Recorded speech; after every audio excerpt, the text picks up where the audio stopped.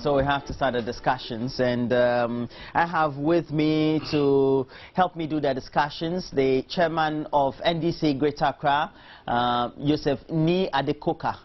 Thanks for joining me. A very good morning to you. I also have Dr. Kwabnechu Nyama. He's a member of parliament for Brekum.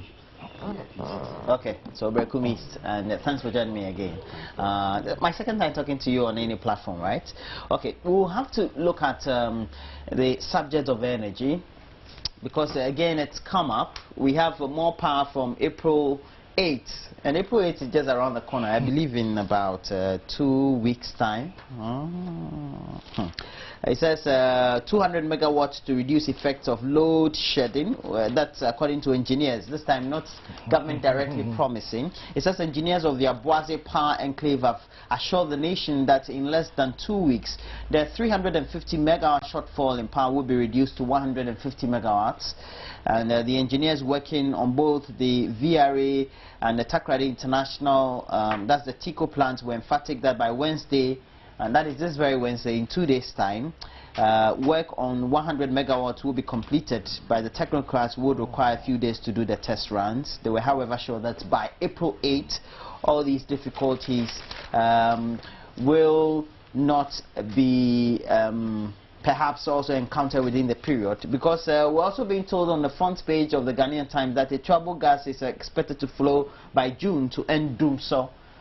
And we know that this very project, the Ghana gas project, has been postponed as far as the completion time is concerned a number of times, and we're expecting that by June this very project would have been completed. But again, it means they'll need a couple of months to test run the pipes and use by the facilities for power generation. I have to start with you, sir. Good morning to your esteemed viewers. Look, I think too many excuses. Like my colleague Chumbuafo said over the weekend, it's time for us to fix this Doomso. The engineers have come out again, and they've been giving us timelines over a long period of time, and I don't they'll come and give us other excuses. I believe it's better for power to be provided, and when it's being provided, Ghanaians will come and actually give them an accolade, right? Instead of them coming to give us guidelines or timelines, where at the end of the day, they'll come and tell us that it was not possible. What they should do is to fix it. The bottom line is that this thing must be fixed. This morning, 6 o'clock, the light went off and come back again at 6 o'clock in the evening, 12 good hours. And it's not good for productivity. Monday morning, people are supposed to go and work. And when you go to the office and lights are off, it doesn't augur well for the economy. So they better get up and fix it. This is not the job of the president. It's the job of the people who have been put there to provide power. Whatever it takes, Atuobu, Nigeria Gas, TICO, whatever it is, they must fix it. I mean, Ghanaians are getting really up in arms on this power issue. Other jurisdictions is very bad. I mean, a place like Nigeria and other countries, they are bad, but this is Ghana. Let us fix it and stop giving us guidelines. They must be up and doing. If they knew they were going to do some retrofit on these things, they must have a long-term plan. You know, these short-term plans and coming to give us deadlines and guidelines and timelines, Ghanaians are not amused. Let them fix it. That's the bottom line. Alternatively, you see, after doing that, we also have to look at the energy mix. God has given us a lot of sun, wind. We've been talking about this for so many years, and we're not making use of it.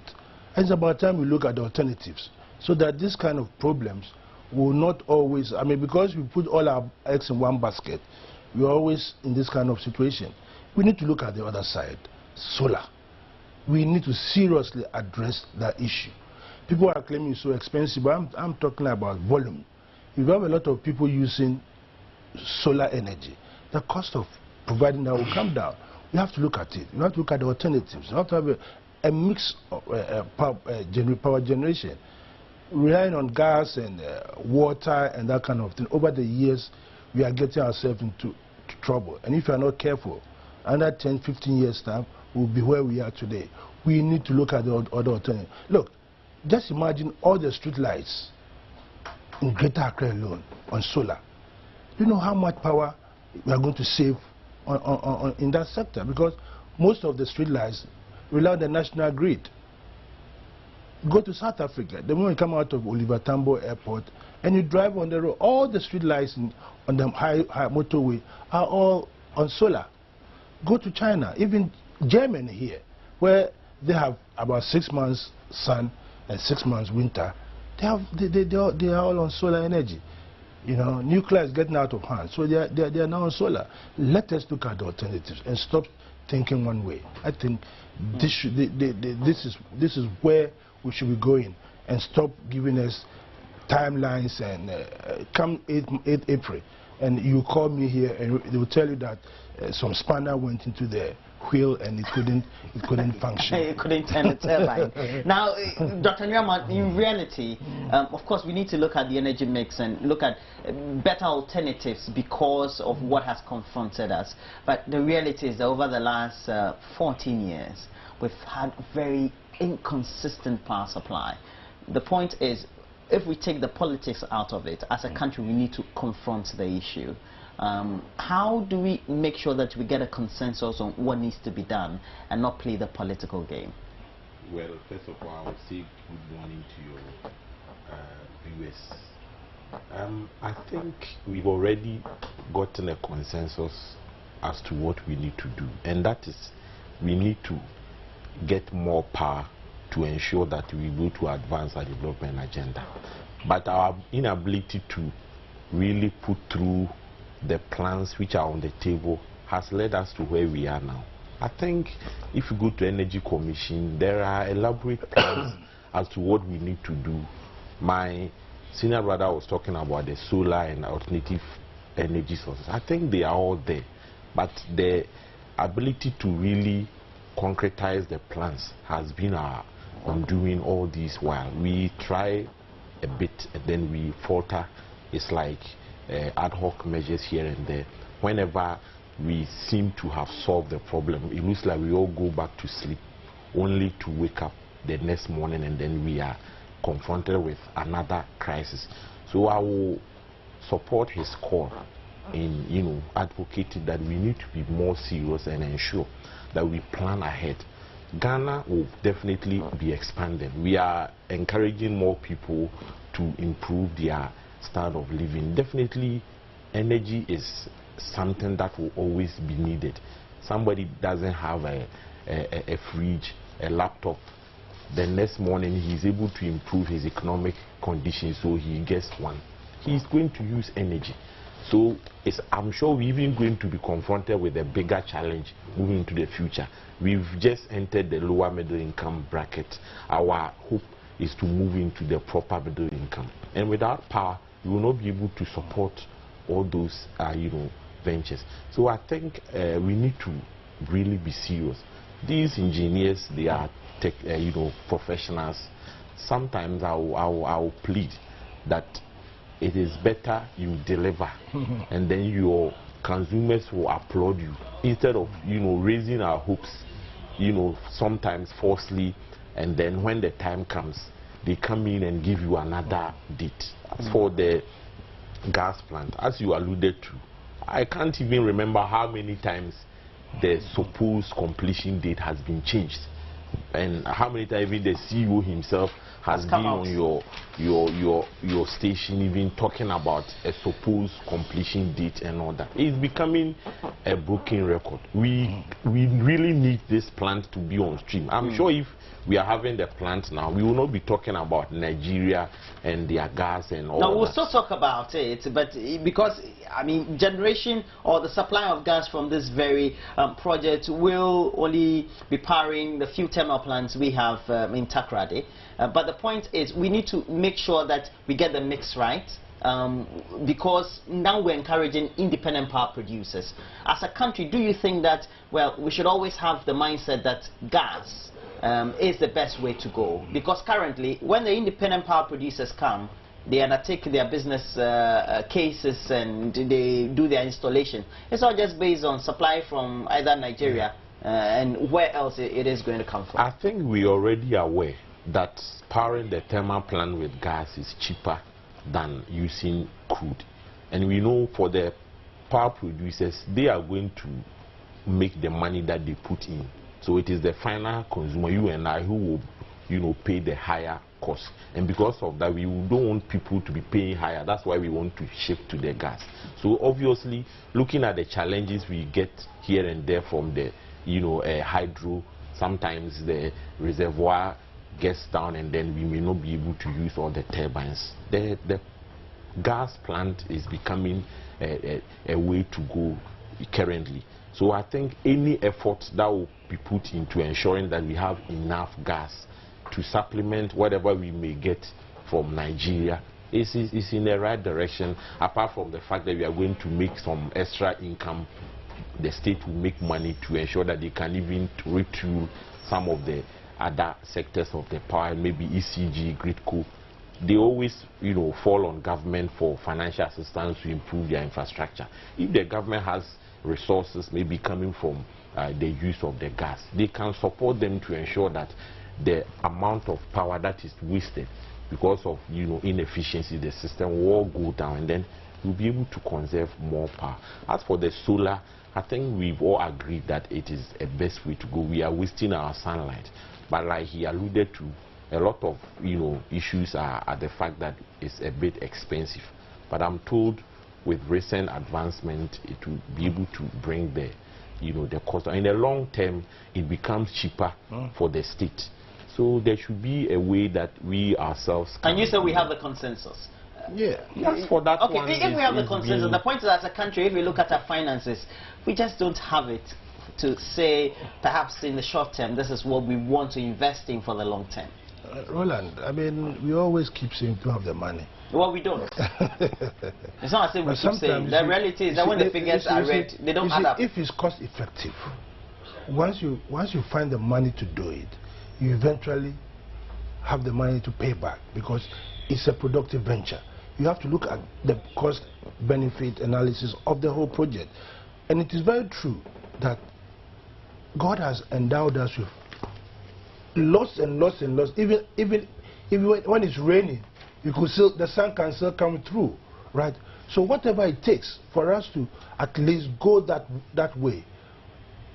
Like my brother said here, look, society is expanding. 5 years, 10 years time, population will be maybe in the 40s, 40 millions, right? If you are still going to rely on the gas and these are finite products, gas will definitely run out one day. It's not an infinite product, but the sun is infinite. You understand? So whatever it takes, let us start thinking that way.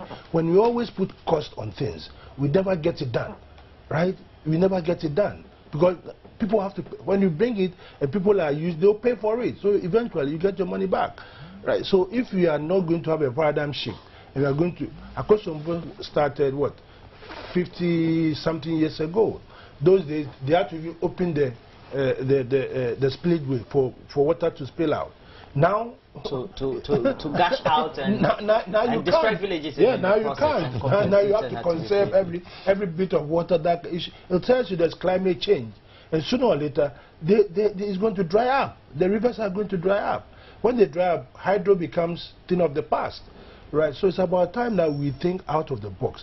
We always come and sit here, you invite us to come and sit here, and we talk and we go back. And the next minute, doom so. Once that doom so era is over, we all behave like the ostrich. We go and, the vulture, sorry. We go and hide somewhere, and then when okay. The last time, about 2-3 months ago, we're talking about this, right?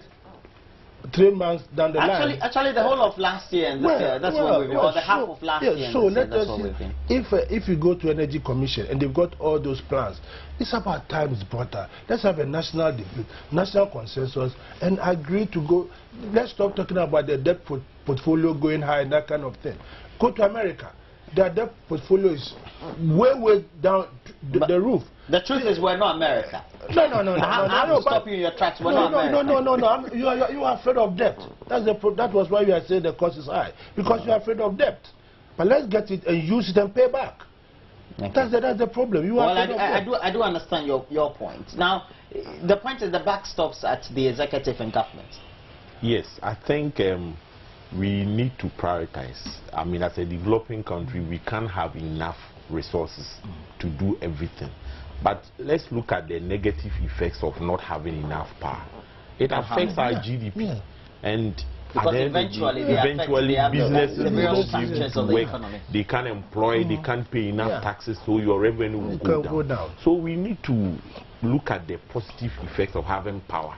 And, you know, appropriate enough resources to ensure that we get sufficient power. But it's like sometimes, even when we are trying to do what we need to do, we don't really put in a lot of, should I say, seriousness and all that. Because, I mean, we don't have to be changing deadlines. People must be challenged to do what they are tasked to do. And then if they fail, sometimes there should be sanctions to ensure that others don't come in and then behave like others. We are always finding excuses for not being able to do one thing or the other. It's all rather ensuring that whatever we've been tasked to do, we will do it with all the seriousness. I mean, as for power, without that, nobody can really do anything. Without power, I'm sure this show cannot come on. If you are relying on gensets, you'll be increasing your costs, and then you may not be able to expand the way you've planned to do in a particular year. So we should have, and I'm happy, I'm told that the new MCA facility will be put on energy. We are hoping that it will come on stream as early as possible to supplement all the other interventions to ensure that we don't come back and talk about this do so thing. We've spoken about it for quite a while. We need to stop talking about it and move on to something else. And it can only be stopped when we've been able to get away with the doing so thing. The energy minister was dispatched by the president hurriedly, I believe, over the last week or two, or is it the last week, to Nigeria to go and do some level of negotiations, because we had some shortage of supply from the NPA producers, which were which are based in Nigeria. And as a result of that, Ghana has begun receiving the volume of gas that we're expecting, and from the West African gas pipeline. In this regard, the Suno Nasogi plant is now running full capacity, and so they are now producing between their 100 and 200, as they always do, the megawatts. And the chief executive, Lee Hyang Hai, was saying that, well, that was the best thing they needed to make sure that this came on stream. Well, the minister has done well, but this has been followed up by criticism by Money Ghana, a think tank that says that the minister needed to be sacked. More precisely because they felt that the best solutions have not come from the minister or the ministry, of which, of course, he's the boss of the ministry, so all backstops on him. Well, to what extent is it an executive decision, and to what extent is it a leadership, perhaps ineptitude, that perhaps also may have resulted in the current challenge we're facing, resulting in the load shedding? Is it because the Nigerians stopped giving that? Was it the fault of the minister that the Nigerians stopped giving us gas? There must be other reasons to that. Right? That shouldn't call for him to be sacked. Look, you rightly said earlier on that we should take politics out of our energy situation. Right? Sacking a minister, and if the conditions still persist, it will not solve the problem. The problem is that, like we said, alluded earlier on, we need to be holistic now. We need to look at everything in a holistic form. How are we going to increase our energy? How are we going to bring other energy fossil fuels on board? You know, do we have coal in this country? We don't have coal. Well, nuclear is, people are running out of nuclear because it's very dangerous. So the best alternative, you've got the wind, you've got the sun, you go to the Afran plains, all these Abre mountains, you know, you can get wind. So like you said, the Millennium Challenge account, the next tranche is for energy. Can we diversify some of those things into what we are talking about? Right? That's what you're not sacking somebody. I mean, we are very quick to blame him for not, for if resources are not there. Roland, we can put you there tomorrow and still have the same problem. You allude to the fact that this started happening 14 years ago. This doomsday has traversed every government that has come on stream. Every government that has come. They face some level of challenge. So what we need to do now is to get out of that narrow tunnel, right, and see what other resources that can be put into expand the energy mix. You know, so for me, I don't think we have to take sacking somebody for ineptitude. He's a policy. He drives the policy, right? And he's got engineers who knew that whatever one of the turbines was going to go down. The minister was not there, right? And don't they have spare parts that immediately something happened within 24 hours they're going to? All these things come into play. So let's put the politics aside. Let's find how we can move forward. We can move this country forward. I'm very happy that my brother is in Parliament. Right? They should have consensus there. And let's find the money. Let's prioritize and do this so that we stop coming here Monday morning. People have to go to work today. No, you will stop coming here Monday morning. Only that perhaps you stop talking less on the subject of energy. That's right. In the bad sense, but perhaps in a more positive. We have to. So let's stop talking about a minister says should rule and that kind of thing. If he has done something untoward, then I'll come and sit here and support it. But I find this as a national challenge, right? That we've got engineers, we've got politicians, we've got everybody involved. We must move this country forward. According to a quote from Imani Ghana that has been in the publications from over the weekend, nothing substantial has happened under this minister to avert our energy woes, and thus not deserves to be entertained at the ministry anymore. It's a very fair comment. I believe so. Roland, what is the issue? The Nigerians were not giving us enough gas. And it had to take the president to ask the Minister of Energy to go there. He went there. How long did it take him to speak with them to ensure that they increase the amount of gas they are giving us? How come the minister wasn't aware of this ahead of time? He didn't take any action to preempt some of these things. I don't think the Nigerians just woke up one morning and then they just decided to, shut down or reduce the amount of gas. This is not another force majeure that we had some months back. So I guess the minister is supposed to provide leadership at the energy ministry. So if we are not getting what we deserve, I think he is the one who should bear the brunt. If things are getting on well at the ministry, he is going to get all the praises. And I think, to whom much is given, much should be expected. So I feel that we need to always be ready to stand up to the challenge and not always, find excuses and all that.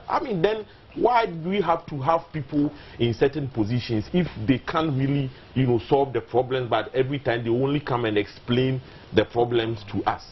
It shouldn't take the president to direct the Minister of Energy to go to Nigeria to go and speak to them about how to increase our, gas. And then he went there. In less than a week, they've increased it. So why do they have to take the president? Do we have to go through all these challenges before he will go there and speak to them? This thing should have been a matter of course, and then we don't have to have some of these, breaches here and there. So I think he has to sit up. We've been talking about the doomsday thing for a long time. He was deputy minister, in the period that he graduated to become the minister. So he is aware of almost everything in there. He became a minister there was a pressure group from the Western region. Well, I don't want to go into that, but he was, finally, he became the minister. So he is aware of all the challenges at the ministry. So he shouldn't be telling us the problems. He should give us solutions and, in fact, solve them for us. That's what he's paid to do. Doctor, sometimes when we speak like this, the thing goes to like you are the penalty box and you shoot over the bar. You see, look, Nigeria is supposed to have certain protocols in supplying the gas. Okay. Right. Probably they were facing certain challenges. Right. And unless they inform you of their challenge, you wouldn't know. Having found that they've got challenges, the minister was then directed to go and find out what the problem was for it to be resolved. And true to form, it was resolved, right? So you want to say that, look, let us have our own gas. And all the Okubobi, I heard him say sometime like this week that we should, or one Dr. Hayford, that we should stop relying on Nigeria gas. Let us rely on, for too long, Ghana, we are always fond of depending on somebody for something. Let us start depending on ourselves. Let us start depending. God has given us the same natural resources that they given the Nigerians, yes, right? So let us start depending on our own. So let us fast track what you've got, then let us start using it. Then always want to rely on somebody for when the person closes the pipe, then we are in trouble. Look, I don't think we should even go that way. What we should rather look internally and try and solve our problems internally and stop relying on somebody. So it's true. Yeah, the point is that we need funding, and that one will have to go external. Increase our debt stock, though. Yeah, I mean, whatever. But I'm saying that we now have to start like the president. Let us grow what we eat, right? And then let us start. For one moment, start looking inward. The Chinese, the Americans, you say don't go there. Okay. But they all develop by looking inward than sitting here to say a minister must be started because Nigerians refuse to give Imani Ghana was worried, or particularly still worried, that the minister's timelines on his issues have always been miscommunicated. Yeah. And then also, there's no clear strategy. I just told you that. You see, what engineers... The point is that without strategy, nothing gets done. I believe that we've got engineers, we've got technocrats, right, who should give you the right information. If they are not doing that, there's a problem. That is what I find is very... Sometimes I get up in arms. But people have been employed to do their job, right? And if they're not doing their job, then the government takes the flag. That is where the head should start rolling. Okay. So you think that the responsibility should not be on the political office holder? Is that what you're saying? Yeah, people have been employed. Because they take all the accolades when the things are right. I don't think so. And the technocrats don't take the accolades when the things are wrong. I don't think so. All of us take the accolade. All of us. Now that the light has gone off, it doesn't right. It's not Roland who is suffering. All of us are suffering. I believe, Roland, as you sit here, you are the host for this program. If you mess up, are they going to start the cameraman? No, you are the one who is going to take responsibility. So then, I mean, going by your argument, I'm saying you've got engineers, right? You've got chief executives who are being paid so much to run the institutions for us. Eventually, I agree that there will be a fallout on the politicians, but then the politicians too must be alive to know the people that they put there are the people who are capable of delivering. And that is where we are making, that's the missing link, right? Immediately, the first point of call is the politician, if not the president. But those who have been put there to do the job, do we make demands on them? We don't. We don't. Today, in your statement, you said this time, the engineers are now talking. Now, I'm glad that the engineers are talking. So we are going to hold the engineers to strict proof on the 8th of April to see what is going to happen. It's not the politicians. So I believe the politicians should stop talking. They should talk less, right? And allow the engineers and all those guys who have been mandated to provide the power to come on stream. If they fail, then hold them responsible. But most of the time, we shift the blame on the president or on the politician, whilst people have been employed to do their job and nobody goes to ask them questions. Okay, the point is we need a strategy. We know that we have shortfalls in energy. We need this energy at this time. But unlike the economic difficulties we're facing, which the president in his State of the Nation address came to outline what we need to do, perhaps in the short, medium and long term, the vision has not been clarified for us as far as this is concerned, even though we know that we need to resolve the current energy difficulties we're facing. Well, the president has said we should be hitting, what, 5,000 megawatts in 2015. So that is, to me, that is a vision. And now we're hovering around 1,800, early part of 2,100, etc. megawatts, and now it's reduced drastically because of few challenges that you have alluded to. The gas, we learned the gas from Nigeria. I say let's have our own gas, and then this so-called TICO 3. So you see, Roland, apart from the resources, we also need leadership. My big brother was talking about the technocrats. Somebody is supervising them. You see, always people push everything back to the president because this is an executive presidency. So it's not necessarily that you are the one who is going to do it with your hand, but because you are provide the leadership, everybody will ensure, will expect that if a technocrat is not doing what he has to do, you will have to, you know, provide the leadership. Look at the gas plant thing. We have been changing the dates almost now and then. Somebody has to be responsible for some of these things.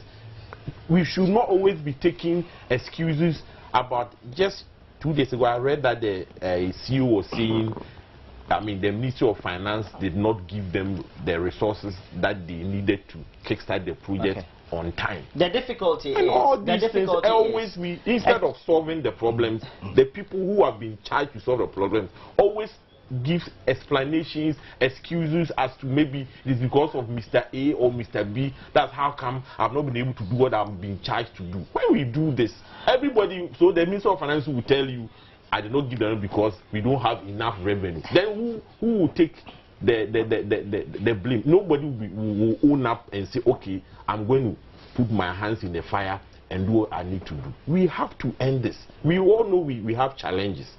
That's how come people have been put in there to help us solve them. We believe in them. We know that they are capable. So they must also, you know, prove to Ghanaians that they are up to it. And then they will give them all the accolades when the time comes. But for now, the explanations are becoming the issue about the gas, I believe that Mr. Adekoka knows it very well. We're supposed to have a counterpart funding from Ghana following the release of that very CBD loan for the initial investment. Our counterpart funding is not coming, of course, because of the economic difficulties we're facing. When we prioritize, you always, I mean, when we always want money to do certain things, we are able to get the money. So if we think getting the gas plant on stream, and we are told that it was going to pay for itself in the long term. So I mean, this one, when you put any money in there, it's not going to be wasted. You will recoup it with maybe returns. So why do we have to has not been in government. Sit around and do it? Well, a young politician. I think we have been, you know, behaving this way for quite a while, and then we've not,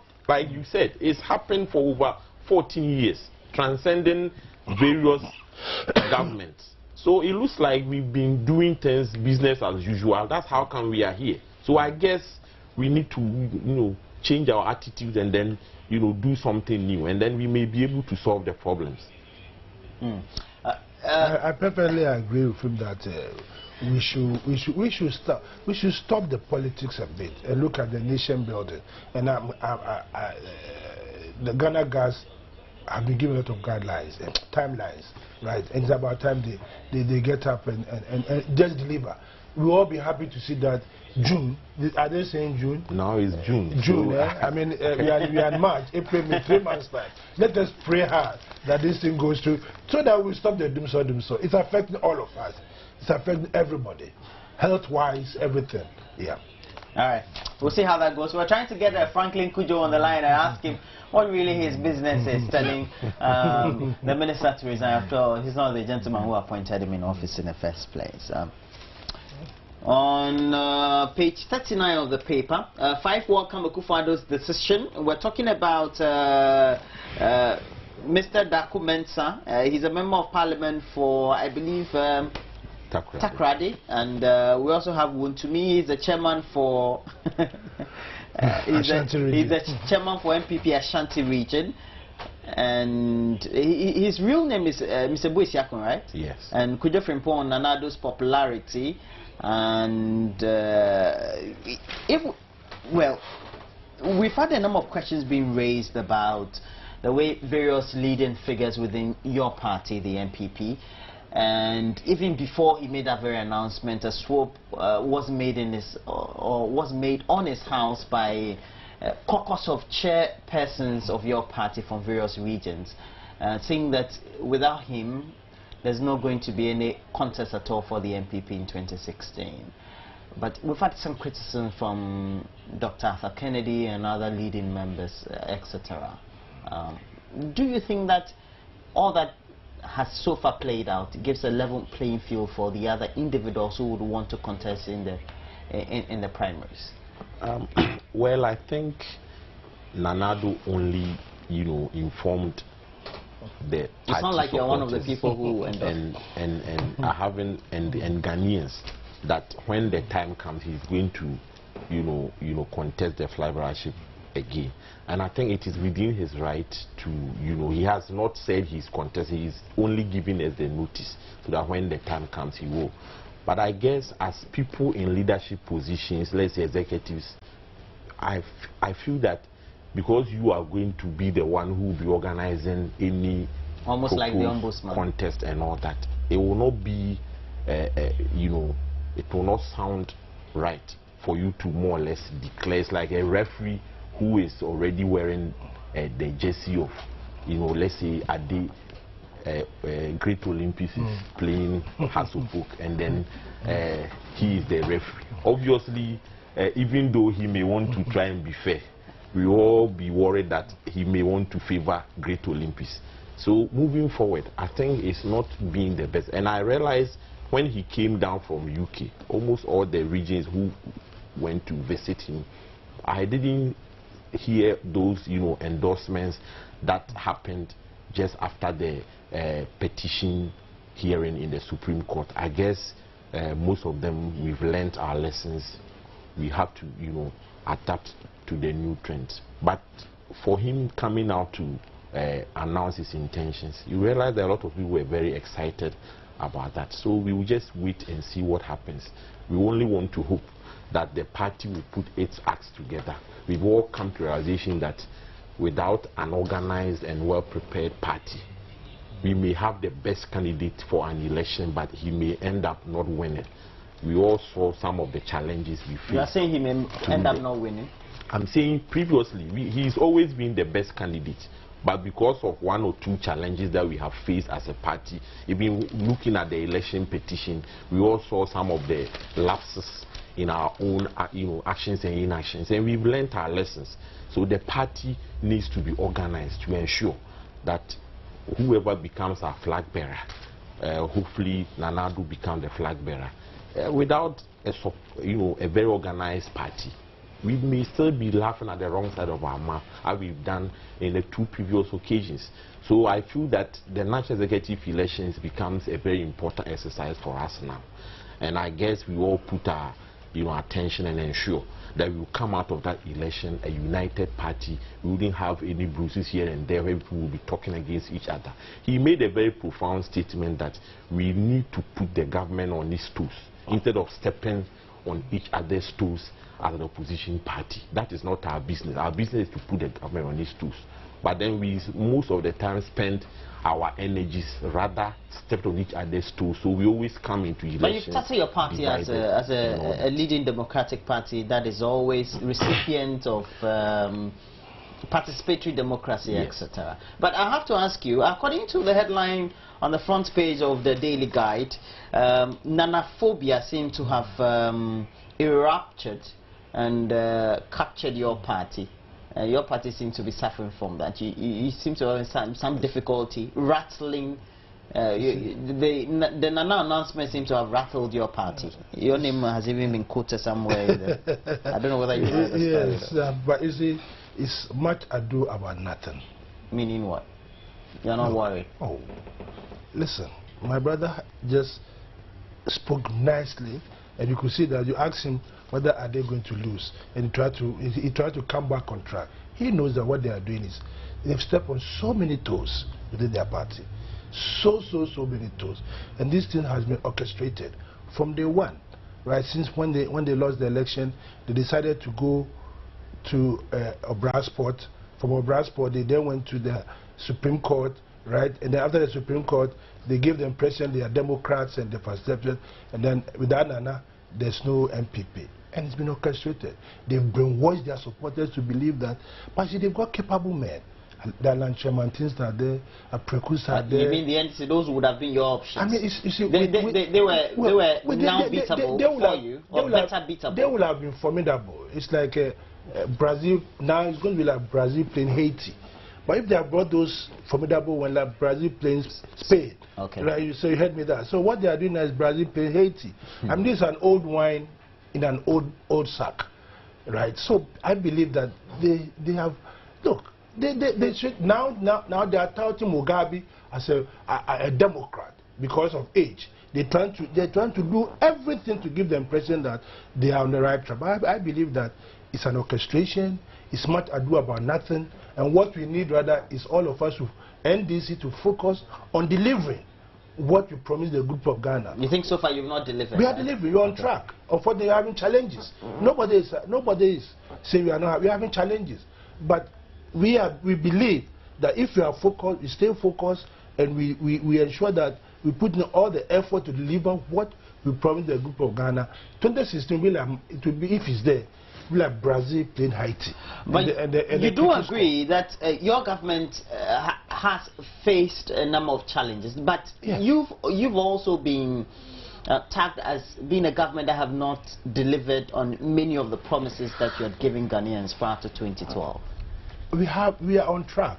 You see, we are in every government, right? There's a midterm, and during the midterm, you must take serious and decisions that you are serious about what you're saying about the midterm. Yeah, okay.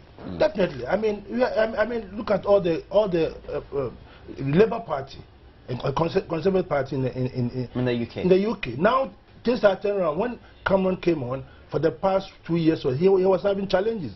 Yesterday, when they read the last budget, things are improving. Hopefully, things are going to improve. Nothing stays the same all the time.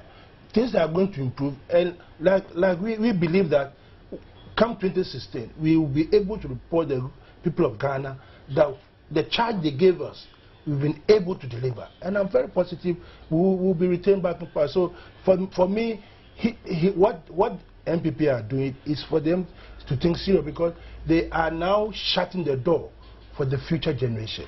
And they've got a lot of capable people with them. I mean, Doctor here, this is the first time I've met him, and he's a very level-headed person. I think his aspiration one day is to become the president of this country. But then if you've got... It's not every politician who aspires to be president. Maybe, I said maybe. But you never know, his mind may change. Maybe. Maybe, right? His generation will come in, if he's performed creditably. Maybe you'll be considered, but if you have this generation, this generation that doesn't want to exit, and they feel that they must be there all the time, then they have to take on their precautions. Dr. Nyama, speaking about generation, how critical will the issue of age be in the run-up to perhaps even the electioneering? We're talking about the campaigning, and even before the votes in 2016. Roland, when NDC presented the late good old professor on 3 occasions. He was 64. I think it didn't shut the door for... No, he was 64. Well, it didn't shut the door for... but 64 and 70... Oh, that's a long way off. Another would have been 72. Yes, but... it's a long... So, you see, when they presented him on 3 occasions, it did not shut the door for younger generation. And then he even ended up, appointing a lot of the young people into his government, which has been continued by... But you were the one who was criticizing Professor Mills. Have you forgotten yourself? No, you see, can you let him have we haven't forgotten ourselves. I'm just quoting this to let you know that age doesn't really matter. What matters is the delivery. You may choose a younger person who is incompetent. The age will not make him competent. You may choose an older person who is competent. His age will not make him incompetent. And in this instance, you are referring to President John Mahama, that he's younger, and is that what you're saying? You see, he was saying when President President Mills chose younger people, we were complaining. The complaints were not because he has chosen younger people, but it was because of the deliveries we were getting as a people of Ghana. The output. The output. So it's always not because of the age as per se. After all, I mean, being in a leader is not about going to box or something that your age will matter. We have seen leaders who are quite of age and they are performing creditably. We've also seen leaders who are older who are messing up. We've also seen younger leaders who are performing better. We've seen younger leaders who are also messing up. So it tells you that age really is not really an issue. What matters is whether that individual will be able to perform or not. And I think it is undoubted that Nana Akufo-Addo has the track record when he gets the chance. If you have somebody in opposition whose policies who were hitherto maligned, attacked by the president, and now he's, you know, reverting to them. It tells you that at least he has something. No, good I know you want to comment. Is it on the education policy? You tell me it's in the constitution. You have your bite. But then that brings to mind the issue of no doubt Nana has enormous support in the party. I remember I covered for 3 days I was covering that very election in Kumasi in the Baba Yara Stadium at the time. Now it's still the Baba Yara, yes, right? Okay. Yes. And I mean, it was overwhelming, the support that Nana received for over the 100,000 delegates who were around. The point that many of the critics have come out to say, since is it Thursday, on radio, television, and in other news media consistently, who perhaps are not in the Nana camp, is that, well, his announcement, so to speak, was premature, and it doesn't give opportunity for other people also to emerge, as if they are being sidelined. I really cannot, you know, buy that, because at the end of the day, if Nanado was going to contest, he will definitely announce it. So whether he announces it now or later, it amounts to the same thing. So for me, if anybody also feels that he wants to contest, I'm sure nobody goes to play a match hoping that he's going to lose. You test the waters to see whether you stand a better chance of winning before you move in. So obviously those who have the ambition to contest Nanado will be studying the terrain, and as you are alluding to, they will also be, you know, checking around to see whether they will be able to unseat him or not. So to me, even he coming out earlier will even assist them, because it will enable them to see, somebody will say, their smoothness level, to know whether they stand a chance of, you know, unseating him or not. So we better have to accept it. He only was trying to, you know, respond to demand from a lot of the people who wanted to know his strategy. Mind you, before he left Ghana after the petition, he said he will come back to let Ghanaians know his political future. And then I'm sure after coming down, it is you know, laudable for him to let us know what he stands, whether he's going away from active politics or he's still in. And then he's told us that he thinks his body will allow him. Don't you think his announcement also will influence the various national elections you're about to have? I think whether he announced it or not, if he will be able to influence the elections, he will still go ahead and influence. So the announcement to me is really not an issue. Okay. Because if he really wants to influence it, there are several avenues that he will be able to use to influence it, rather than just the announcement. So well, the question that popped up in mind, Mr. Adekuka, yes, because I saw the current chairman of the party there. He's contesting again. I saw Stephen Intimu is also contesting. It's only Paula Foko and I believe the other gentleman, Fred Owari, that I didn't see. And brought to mind whether, well, I think he invited virtually everybody. Invitation was extended to us in Parliament. So anybody was at liberty. You didn't go. You're not Nana supporter then. You see the I was there. You didn't see me. You see the orchestration. I mean, you see the orchestration. This is substitute at the highest level. At the highest substitute uses in journalism and covert operations. At the highest level. At the highest level. That is a bit harsh. At the highest level. You know, just to make sure that those who were going to emerge very strongly, signals were sent to them. But they are going to emerge.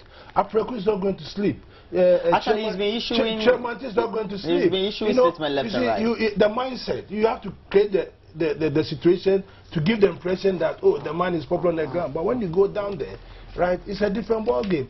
I think... In his party, he's very popular. You can't dispute that, can you? I mean, look, you let them go the primaries, and I'm sure you see the figures this time, right? The MPP are just orchestrating this because they know that they lost the election. The current executive lost the election massively, and they had to play to the gallery. They had to play to the conscience of their people to say, look, we didn't lose the election, it was stolen from us, so give us another chance. That is why you saw the players, the Jacobe Chebilamtes, the Okwes, all those guys who were in the last administration that lost the election with them. right? So was President Kufuor there? He was not there. Why didn't they invite him to come along? Because they know perfectly well that they have to get the shape the minds of their supporters to believe that without Nana. But for us, like I said, Professor Mills taught us something. He said, "Do it yourself."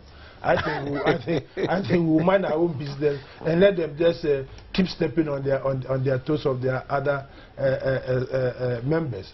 We need to stay focused, and I'm positive that President Mahama will deliver. And when that deliverance is done, 2016, like I keep saying, is going to be a cricket score. Okay, you have been contested by Manly Spain, I've been told. How are you gearing up for? Oh, no comment on the subject. See, I like to move on in life. I mean, Greater Accra was won massively by my administration, and we are poised to do that again. The team that we defeat, that are coming back again. So why should we get scared? Roland, granted that all that Ade is saying are true, then it means it will be better for them. But I really wonder why they seemed worried about it. But the General Secretary hurriedly convened the press conference. It's like House of Hope going to play Asante Kotoko, and then Kotoko is telling us that let this goalkeeper be in your post instead of this one. Obviously, they know that goalkeeper is weak, so they will prefer him. So you see, they are telling us that this has to be done. You have to comment because you want us to comment. Otherwise, they know because if really Nanado doesn't really come with a big clout that is really creating a cold in their camp, I don't see why they should be worried about all these happening. They should rather be happy that we are presenting a beatable candidate. But that is how come they are really worried. We are very, very happy. All right, so that'll be it for the morning. Dr. Kwabena Chum Nyama is a member of Parliament for Brekum East, and also a member of the MPP, and you can see the way vociferously he was defending the actions of Nanado to make that very announcement in that press conference last Thursday. And also the chairman of NDC Greater Accra, Joseph Niadekoka, also in the studio. He's been contested strongly now in media circles, not formally, by Henry Manley Spain for that very position of Greater Accra chairman of the NDC. So we'll see how that goes. There's no contest. Okay. There's absolute no contest. That'll be it. Now we look at our top headlines on the hour.